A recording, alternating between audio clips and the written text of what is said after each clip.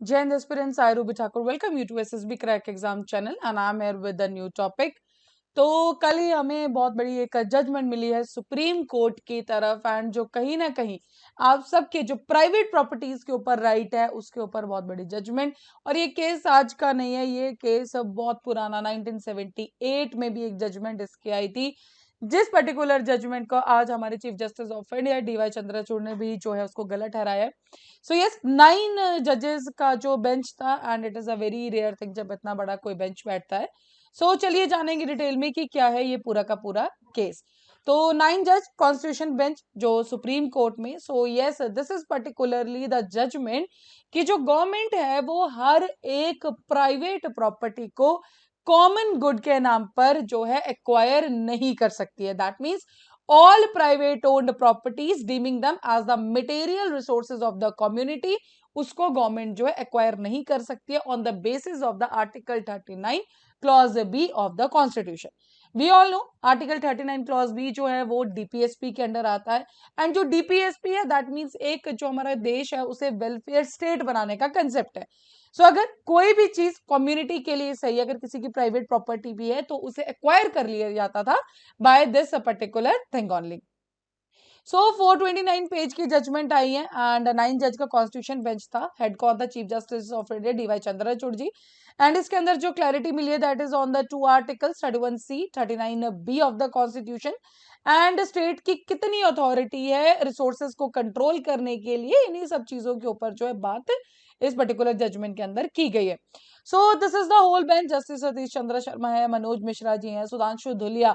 So Sudhanshu Dhulia is only one person जो ये case की जजमेंट आई है। 8 जो लोग हैं that is on one stand and एक सुधांशु धुलिया जो है उनकी डिसेंटिंग आई, उनका their not is not in the total favour. तो 8:1 but yes the majority wins, इसी पर्टिकुलर रीजन की वजह से यस जो है जजमेंट अप्रूव कर दी गई है।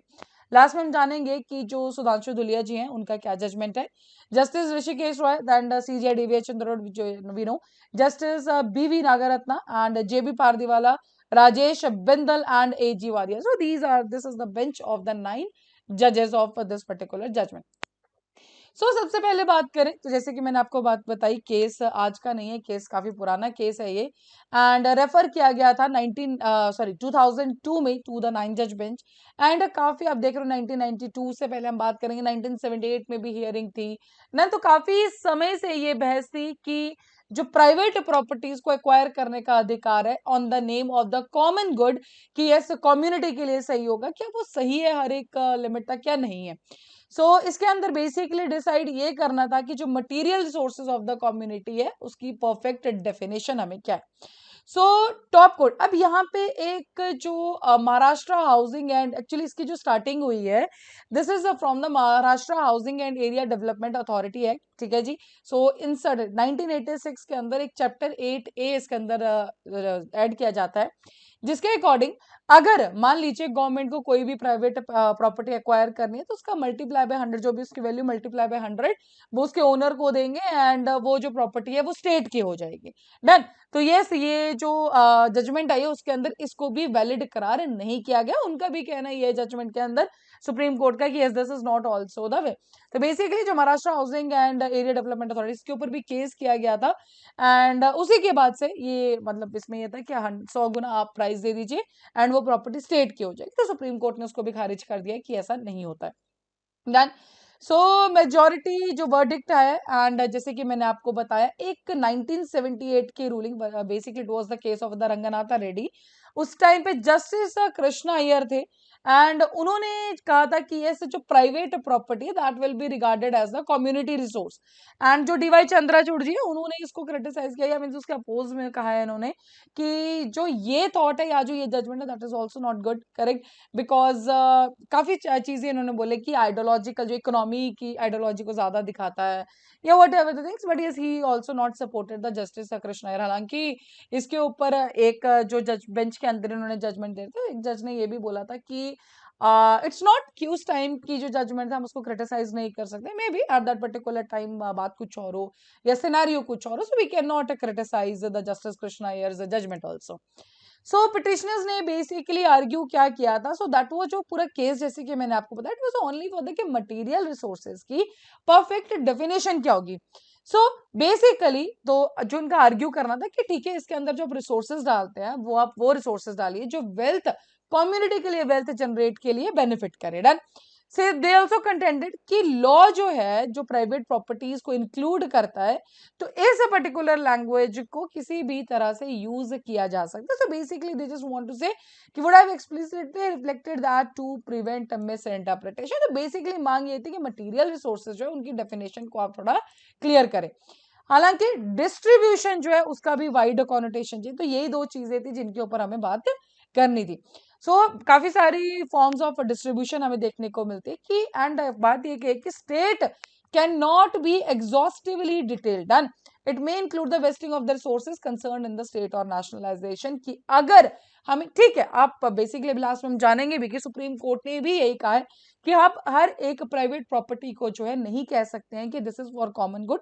हमें कुछ फैक्टर्स को डिसाइड करना होगा जिसके बेसिस पे हम ये आइडेंटिफाई कर सकें कि जो ये पर्टिकुलर चीज है या जो ये पर्टिकुलर प्रॉपर्टी है या रिसोर्स है that is a much needed for the community और उसके बिना गुजारा नहीं है। डन।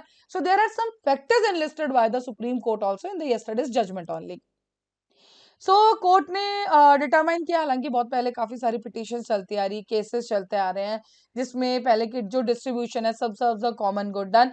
एंड 16 पिटिशन, और जैसे मैंने आपको बताया Mumbai based property owners association का केस 1992 का, वही जिसके अंदर हमने बात की कि बेसिकली आप प्रॉपर्टी से एक्वायर कर सकते हैं, आप इतना अमाउंट दे दीजिए किसी भी ओनर को and you can acquire the property. तो ये सब केसेस चल ही रहे थे।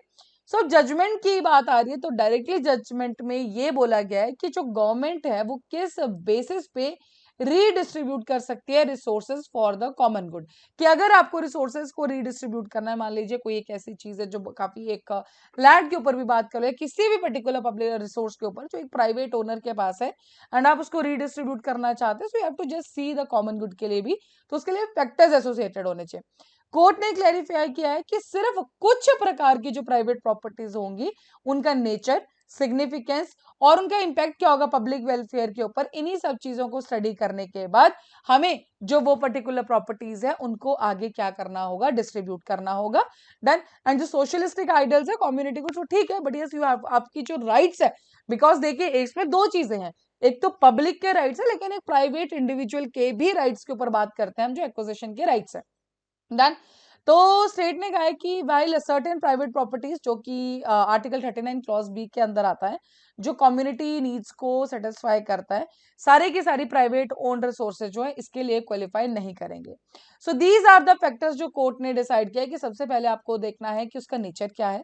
Second, you have to see the key wellbeing of the community, आपको देखना है स्कार्सिटी है या नहीं है, और the consequence of the resource being concentrated in the private errants की, अगर वो प्रॉपर्टी प्राइवेट इंडिविजुअल के पास ही रहे तो उसके नुकसान क्या है। तो इन सब चीजों को स्टडी करने के बाद ही आप डिसाइड कर सकते हैं कि yes this particular property has to be use for the community good और नॉट, स्टेट एक्वायर कर सकता है या नहीं कर सकता है। तो जैसे कि मैंने आपको बताया था, जस्टिस दुलिया ने एक डिसेंडिंग ओपिनियन दिया था। उन्होंने कहा कि ये जो हम एक्सक्लूड कर रहे हैं प्राइवेट ओन्ड प्रॉपर्टीज को आर्टिकल 39 क्लॉज बी से, कहीं ना कहीं ये डिसरिगार्ड कर रहा है प्रैक्टिकल रियलिटी को, कि जो प्राइवेट रिसोर्सेज है मस्ट ऑफ कोर्स कोई बहुत ज्यादा हमें बेनिफिट दे पब्लिक के लिए, एंड इसलिए वो इक्विटेबली डिस्ट्रीब्यूटेड होने चाहिए। लेकिन अगर आप प्राइवेट ओन्ड प्रॉपर्टी को 39 क्लॉज बी से बाहर निकाल देते हैं तो हो सकता है कि जो एक प्रॉपर्टी से किसी को बहुत ज्यादा, कम्युनिटी को बहुत ज्यादा फायदा हो सकता था, पब्लिक गुड के लिए परफेक्टली उसको यूज कर सकते थे, तो वो ना होते। ब्लैंकेट इज रिजेक्शन जो आपने दी है प्राइवेट रिसोर्सेज की, ये अंडरमाइन कर रहा है जो डायरेक्टिव प्रिंसिपल्स का एक ब्रॉडर कंक्लूजन है या जो उसका ऑब्जेक्टिव है। इन कंक्लूजन अगर बात करें तो जजमेंट जो है that is rising income inequality के ऊपर थी ये, एंड रूलिंग ने कंप्लीटली जो है बार नहीं कर दिया, बैन नहीं कर दिया गवर्नमेंट को प्राइवेट प्रॉपर्टी को एक्वायर करने से, बट यस उनके पावर को जरूर रिस्ट्रिक्ट कर दिया। This was the whole case and now we got the particular ruling for this. तो यस हर एक प्राइवेट प्रॉपर्टी को जो है गवर्नमेंट या स्टेट जो है वो एक्वायर नहीं कर सकता है। Then they have to see each and other features, सारे फीचर्स देखने के बाद, फैक्टर्स को कंसिडर करने के बाद, उसके ऊपर उनको अलाइन करने के बाद ही कोई भी इस पे फैसला ले सकता है। That was all. नाउ अभी आपके स्क्रीन पे कुछ कोर्सेज फॉर एसएसबी इंटरव्यू, हर महीने बैचेस बैठ आप ज्वाइन कर सकते हैं। साथ ही we are having the courses for NDA CDS AFCAT, you can enrol in this particular courses. और जब भी आप एनरोल करो उस टाइम पर discount code that is the warrior 10 आप यूज करना ना भूलें। जैसे आप इस कोड को यूज करेंगे you will be getting the 10% of on that particular course. So that's all for the day. Thank you so much for watching this video lecture. जय हिंद, जय भारत। अगर आप एक डिफेंस एस्पिरेंट हैं और SSB interview, NDA, CDS, AFCAT जैसे exams के लिए प्रिपेयर कर रहे हैं तो आप एसएसबी क्रैक एग्जाम्स के कोर्स को चेक करना ना भूलें। आप हमारी लर्निंग एप्लीकेशन को गूगल प्ले स्टोर से भी डाउनलोड कर सकते हैं।